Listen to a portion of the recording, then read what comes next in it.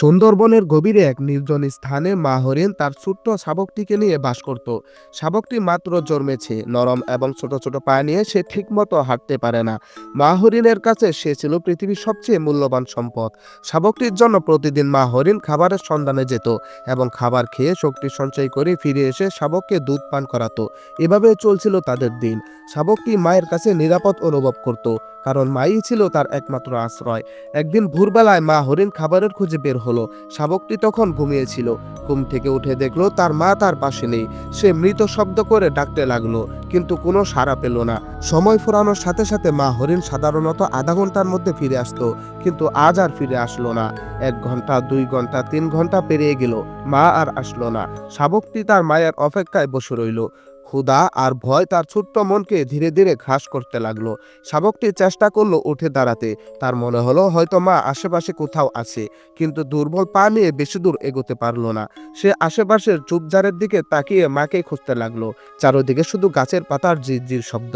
শাবকটি আবার নিজের জায়গায় ফিরে এলো। বিকেল পেরিয়ে সন্ধ্যা হতে লাগলো। বনের পরিবেশ আরো স্তব্ধ হতে লাগলো। পাখিরা তাদের নীড়ে ফিরে যেতে শুরু করলো। দিনের আলো নিভে যাওয়া মাত্রই সুন্দরবন যেন এক ভিন্ন রূপ নিল। গাছে গাছে পেঁচা ডাকতে শুরু করলো। অন্ধকারের মধ্যে বিভিন্ন প্রাণীর চোখ জ্বলজ্বল করতে শুরু করলো।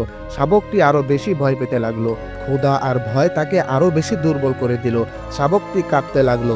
মা তাকে প্রতিদিন এই সময় দুধ খাওয়াতো, আদর করত, কিন্তু আজ আর সেই পরিচিত ছোঁয়া পাচ্ছে না। বারবার মায়ের নাম ধরে ডাকতে লাগলো, কিন্তু কোনো উত্তর এলো না। চারদিকে শিয়ালের ডাক, বাঘের গর্জন, রাতের নিস্তবতা শাবকটিকে আরো দুর্বল করে ফেললো। সে ভয়ে ভীত হয়ে ঝোপের আড়ালে গিয়ে লুকিয়ে পড়লো। ঠিক তখনই পাশের ঝোপের আড়াল থেকে শব্দ করতে শুরু করলো। শাবকটি ভাবলো কোনো শিকারী জন্তু হয়তো তার দিকে এগিয়ে আসতেছে, কিন্তু শাবকটি তাকিয়ে দেখলো আড়াল থেকে তার মা বেরিয়ে এলো। মা হরিণ ধীরে ধীরে শাবকটির কাছে আসতে লাগলো এবং তাকে আদর করতে শুরু করলো। শাবকটি মা হরিণকে দেখে কান্না করতে শুরু করলো এবং ক্ষুধার্ত শাবকটিকে মা হরিণ দুধ পান করালো। প্রতিটি কোষ যেন নতুন করে জীবন ফিরে পেল। পরের দিন ভোরের সূর্যের আলো সুন্দরবনকে ভরিয়ে তুলল। মা হরিণ আর শাবক একে অপরকে আগলে রাখলো। মা হরিণ জানতো এই সুন্দরবনের ভয়ানক স্থানে তার শাবকটি নিরাপদ থাকতে পারবে না, এবং শাবকটিও বুঝতে পারলো যতই যাই হয়ে যাক মা কখনো ছেড়ে যাবে না।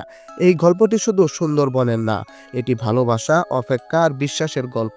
এই রাত শাবকটির কাছে একটি শিক্ষা হয়ে রইল, মা আমাদের জীবনের সবচেয়ে বড় শক্তিশালী। দর্শক, যেহেতু আপনি ভিডিওটি দেখছেন, তার মানে আপনি আমাদের একজন সম্মানিত সদস্য। জানতে পারি আপনি কোথা থেকে ভিডিওটি দেখছেন।